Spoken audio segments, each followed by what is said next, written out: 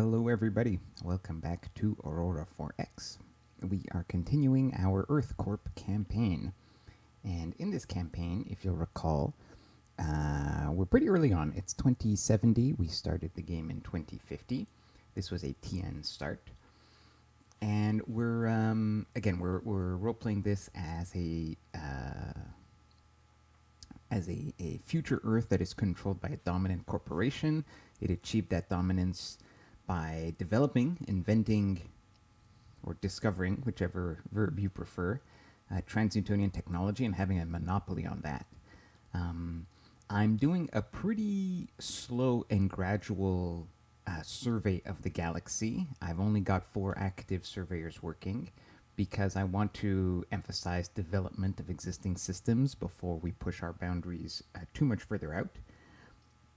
And recently, we discovered an alien race in the Solian system as we were doing a geosurvey of one of these planets. And so up until that point, we had not even considered developing any sort of military capability. But now we've been rushing to do that. And so what I want to do mainly in this episode is present to you what our Navy is going to be in terms of what doctrine we will use, what weapon systems, and our ship designs. But before we get into that, I have been doing a bit more passive exploration. So you can see here the state of the Galactic Map. The neighboring system of Belasco, if you'll recall, it has these 3 rings of asteroid belts. But there's a number of planets and moons that are close enough into the system, and then there's a number of planets here that are like a ridiculous, like trillions of kilometers away from the sun. So unfortunately, besides from this gas giant, which is a great source of thorium, there isn't much here of great interest in the sense that, we can colonize this and terraform it, but everything else here is kind of low gravity. Oh, this one isn't. But this, this would be worth mining, but it is low gravity. So it just makes things a little bit harder, but that's an extra challenge that we'll try to tackle. So that's for the Belasco system. Now, here we have the Rendi system. Actually, I haven't looked at this yet. Let's see. We've got a Venusian planet here with a lot of duranium, not great accessibility. And here we have a second Venusian with, again, more duranium, but we'd have to go and geosurvey this a bit more. So 2 big Venusian planets here. Interesting. And then, let's see. I'm pretty sure I've shown you this system, but in case I haven't, let's take a look. No, I don't remember clicking on this. Okay, I don't remember looking at this. So this is the Aikiba system. Sorry, the font was a little hard to read for me. Okay, so we have the Aikiba system, quaternary, but mainly it's the primary that interests us. We've got a super Jovian with poor accessibility thorium. But we've got this really interesting dwarf planet here with not much of an atmosphere, but it's pretty small, so it won't be too hard to terraform, and pretty nice deposits. We've got neutronium, tritanium. Like, this is definitely worth setting up a planet on. So this is actually an interesting potential colony, and there's a comet here, it seems, with some vendorite. Okay, that's cool. I discovered this system, but I hadn't yet done a geosurvey. So that is nice to know. Okay, and up here we have the Brygia system. And here we have a gas giant with decent thorium, and then a small moon with nothing. So not much in that system. And we're starting to do a survey here. Oh, it looks like we're only halfway through this survey, but there's potentially... Oh, look at this duranium. Wow. Unfortunately, this is a high-gravity planet. And a Venusian to boot, but that's a ridiculous amount of high accessibility duranium. Plus, there's potentially more minerals to be found there. Another Venusian with a ton of duranium. Here we have a terrestrial with more duranium. A gas giant with poor accessibility gas. Okay, so another interesting system. And let's see, Bestine. We've only just started the geosurvey, but let's see what we've found so far. Super Jovian. Okay, 0.6 accessibility thorium. Here we have a Venusian with low accessibility minerals, but the potential for more. We've got, oh, this is interesting. So we've just discovered this system not too long ago, and I sent the surveyor in because this nitrogen oxygen is very close to being colonizable, and so there could be, there's a potential for aliens here, which is, so apparently there aren't aliens because we went and did the geosurvey, nobody bothered us.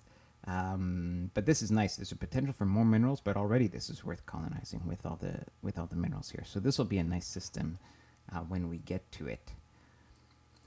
Okay, anyways, that's it for the geosurvey. Now, what I really wanted to talk about was our current state of, well, I guess research. So I guess the only other thing to mention is we finished the terraforming on Luna. So we finished the hydrosphere. We've got the temperature and the oxygen set. I've got Mars, Mercury, and Luna now all set to stable. I don't want them to draw more population off of the Earth. Earth is still set to be a source of colonists, and most of those colonists is now going to the Jovians and to Titan. And currently the terraformers are on Mercury. We have chilled the atmosphere down to 47 degrees with a bunch of frigusium. That is so that we can now... Oh, this should be on adding water vapor. Huh. Well, that was a mistake. I thought I had set this. Well, let's set it right now. So we have to chill the atmosphere, because if you just add water while it's like 600 degrees, it just evaporates off. And we want to have a hydrosphere. So now it'll be cold enough that the water will actually settle. So we're going to add the hydrosphere, and then we'll add the oxygen and finish setting the temperature just right at the end. We're currently taking all the infrastructure that was on Luna, and we're sending it to the Jovians and to Titan. So that's what's going on here. Okay. In terms of industry, right now we are building construction factories and mines on Earth. We've already exported a bunch of them to Mars, and I've set Mars to just continuously build more construction factories and mines. So construction factories take corundium. These automators, sorry. Construction factories take duranium and neutronium, as you can see here, and mines take corundium. And fortunately, Mars has abundant and high accessibility deposits of duranium, neutronium, and corundium, which are going to last for a very, very long time. So we're just going to pump out mines and construction factories kind of forever, and we'll be able to supply all of our, new colonies everywhere with the mines and the construction factories that are built here, which is really cool. Really sort of thematic for this campaign. Okay, meanwhile, we have been developing our shipyards, and in particular, we now have 4 working naval shipyards. Well, 5, but this one was for the Intrepids, which I'm keeping for now. So, we've got one 5,000-ton shipyard with 3 slipways, and we're adding more slipways. For this campaign, I'm going to say 5,000 tons as a frigate, 10,000 tons as a destroyer, 20,000 tons as a cruiser. Normally, I typically use smaller designations. I typically go 5,000 for a destroyer, 10,000 for a cruiser. This time I decided to scale things up a little bit. And as I've been expanding and building the naval capacity, I've been researching all the weapon systems that I would need to make up my fleet. And so without further ado, let me present to you the lineup. So the frigate is a point defense escort frigate. It is the Resolute class. It is a 5,000-ton frigate. It has two 1,000-ton engines. So, 40% of the tonnage is devoted to engines, which is a little bit on the high side for what I do, but it's totally reasonable. And given our current engine technology, which is NPE engines, also, I should mention here, let me show you the engines. Or maybe it won't, I don't know if it'll show the tuning here. No, it doesn't quite show the tuning. So I have engine multipliers up to 2 researched, but we're not using ×2 engine multipliers because it's way too fuel inefficient. It would let me go much faster, but I needed these designs to be somewhat fuel efficient because, remember, we have to be able to operate 15 billion kilometers. Now you'll notice as you look at some of my designs, they don't have a 15 billion kilometer range. I do intend to set up sort of a forward refueling base in Uvina. But, with tankers, we can't just have a super short range fleet. It just will be too challenging logistically if we have to refuel, at each jump point. So, so that was part of the thinking here in these designs. So my ships operate at 5,280 kilometers per second. And so this is the Resolute class. So again, 2 big engines.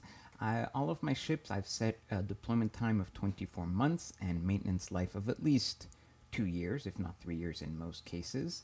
Most of the time, what I've done is I've added engineering spaces to bring the annual failure rate low enough to get close to 2 years.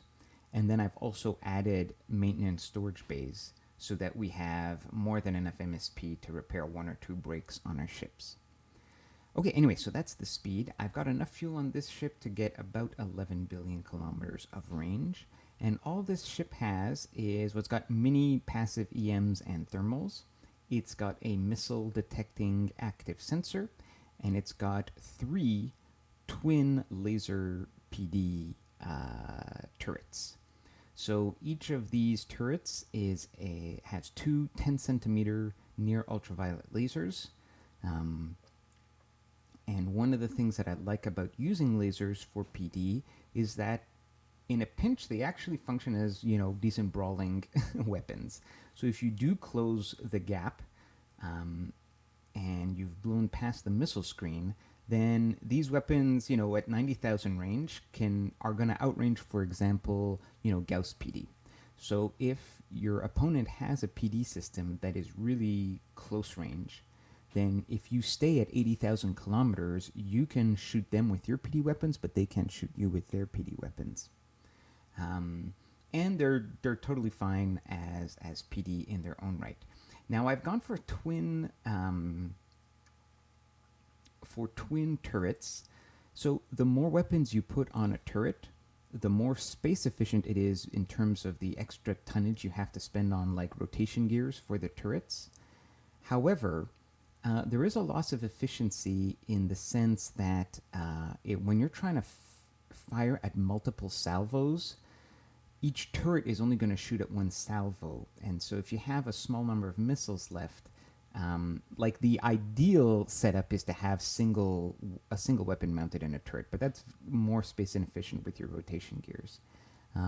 So I felt this was an appropriate compromise, and also it gives me the flexibility to, like if I have quad turrets, they're pretty massive, so I might not be able to fit 2 quad turrets on this design. So having 3, it allows me, it's a smaller increment in mass size that allows me more flexibility when I design the ship. This ship has only 2 armor rating and it doesn't have damage control, so it's not super durable, but I am going to have a ton of these guys. Anyways, that's what there is to it. We've got a reactor here, since we've got a total of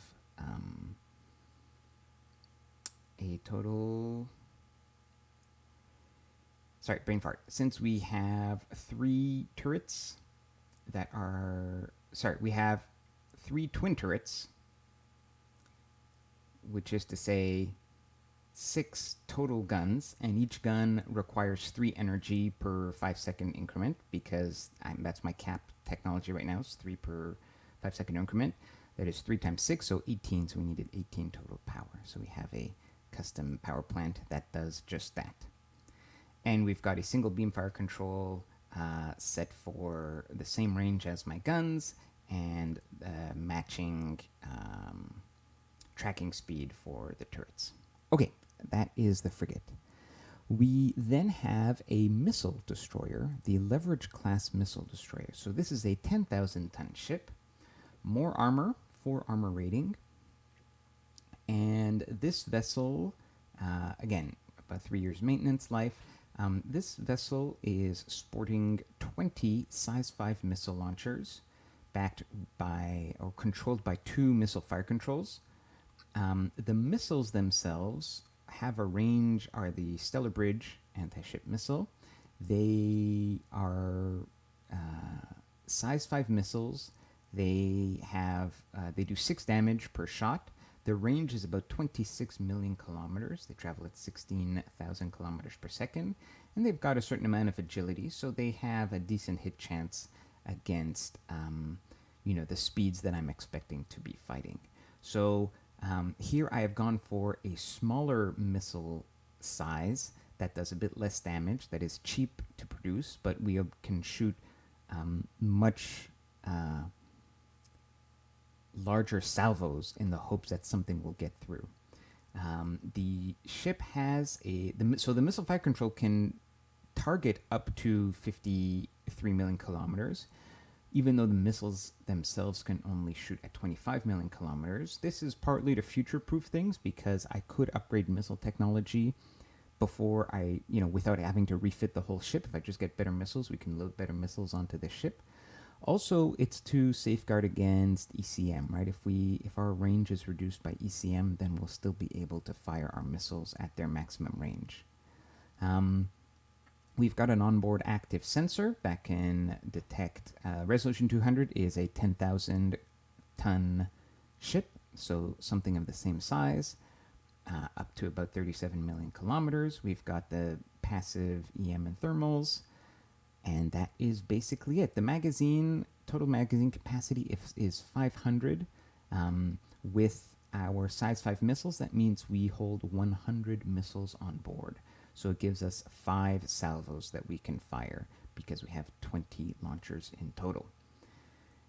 The launchers are, of course, miniaturized to optimize for space, to have larger salvos and a slower refire rate.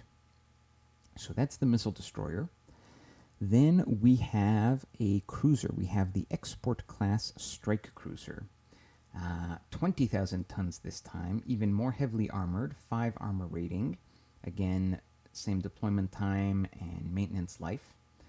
And again, all these ships have the destroyer and the cruiser are using slightly larger engines. These are 2,000 ton engines. The strike cruiser is using 4 of them, and the destroyer was using 2 of them. Now, this ship is a brawler. It is an energy weapon based ship. It has 4 of the twin 10 centimeter laser PD weapons here, with its own beam fire control. This is the same setup as on the frigates, except the frigate only has 3 twin turbolasers. We'll call them turbolasers, because why not? This one has 4. Now, in addition, we have 6 15 centimeter ultraviolet lasers. So these are, it's the same near ultraviolet laser, but this one, the focal length is much longer, which means they do more damage. They do 6 damage per shot, and also they shoot much further, 180,000 kilometers. Given our technology, these shoot every 10 seconds, as opposed to the PD weapons, which can shoot every 5 seconds. Now, we have a separate beam fire control here, which is designed to target much further out. And also, the tracking speed is made appropriate, because the tracking speed, these are not turreted weapons. They're based on the movement speed of the ship. So the beam fire control here has a tracking speed that is basically the same as that of the ship's speed. In addition, we also have 4 high-powered microwave weapons. Now, these are, again, all this technology is researched to about the 5,000 RP tech rate. This gives us a weapon system that shoots 90,000 kilometers, which is basically the same as our PD weapons. And high-powered microwaves, they do damage to targeting systems, to fire controls, and to sensors. And the idea is, if we do get within brawling range, we will hopefully be able to disable our enemy's weapon system, so that we can stop taking damage at that point as we disable their weapons, and then can just pound away at them with all of our weaponry.